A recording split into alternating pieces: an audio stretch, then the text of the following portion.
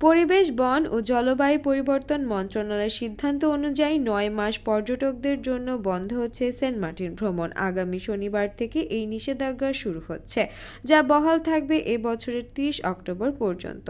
সাধারণত প্রতি বছর ১ এপ্রিল থেকে ৩০ সেপ্টেম্বর পর্যন্ত ৬ মাস সেন্ট মার্টিনে পর্যটকদের ভ্রমণের সরকারি নিষেধাজ্ঞা থাকে। তবে এ বছর এই নিষেধাজ্ঞা আরও ৩ মাস বর্ধিত করছে অন্তর্বর্তীকালীন সরকার, যার ফলে ১ এপ্রিলের পরিবর্তে ১ ফেব্রুয়ারি থেকেই শুরু হচ্ছে এই ভ্রমণের নিষেধাজ্ঞা।